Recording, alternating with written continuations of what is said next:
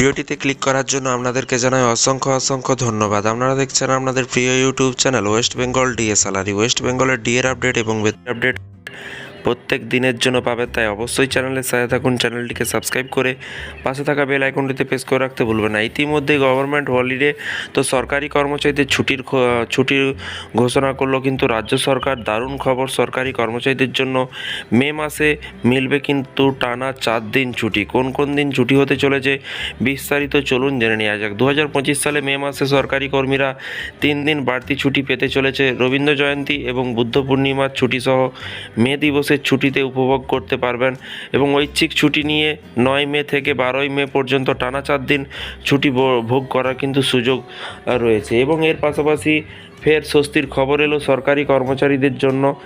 প্রকাশ্যে এলো তাদের ছুটির তালিকাতে কি বলা হয়েছে এখানে দেখতেই পাচ্ছেন। বলা হয়েছে মার্চ এপ্রিলের পরে কিন্তু মে মাসে বাড়তি ছুটি পেতে চলেছে রাজ্যের সকল সরকারি কর্মচারীরা। এর পাশাপাশি বলা হয়েছে যে মে মাসে রয়েছে কদিনের ছুটি, আর ছুটিতে আপনি প্ল্যান করে ছোট টিপস করে কোথাও ঘুরে আসতে পারেন, এটাই কিন্তু এখানে বলা হয়েছে।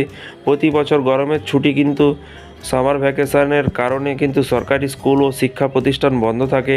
এবছরও বন্ধ থাকবে সরকারি অফিস।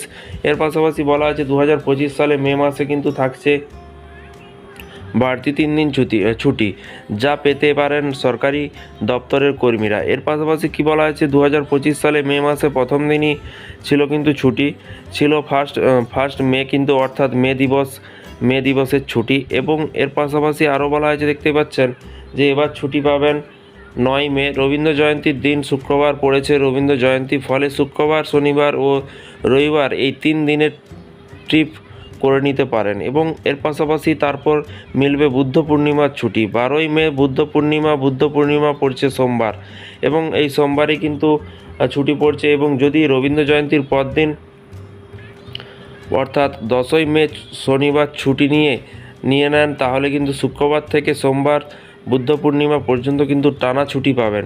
কোন কোন দপ্তরে ছুটি মিলছে এখানে বলা হয়েছে 9 মে থেকে 12 মে পর্যন্ত টানা 4 দিনের ছুটি চাইলে কিন্তু নিতে পারেন। এবং এর পাশাপাশি বলা হয়েছে দেখতেই পাচ্ছেন যে এই ছুটি পাবে কিন্তু বোর্ড, কর্পোরেশন, পুরসভা সহ সরকারি অফিসের কর্মীরা। এই কয়েকটা কর্মীরা কিন্তু ছুটি পাবেন। এবং তেমনই সরকারি স্কুল, কলেজ এবং কাছারি টানা 4 দিন কিন্তু ছুটি বা বন্ধ থাকছে। তো ফ্রেন্ডস, বিষয়টি বুঝতে পারছেন। এই ছিল আজকে একটি ছোট্ট আপডেট। এই ধরনের প্রতিদিন সরকারি কর্মচারীদের লেটেস্ট আপডেট পেতে অবশ্যই চ্যানেলটিকে সাবস্ক্রাইব করে পাশে থাকা বেল আইকনটিতে প্রেস করে রাখুন পরবর্তী আপডেট পাওয়ার জন্য। ভালো থাকবেন, সুস্থ থাকবেন এবং নিজের খেয়াল রাখবেন। Thank you.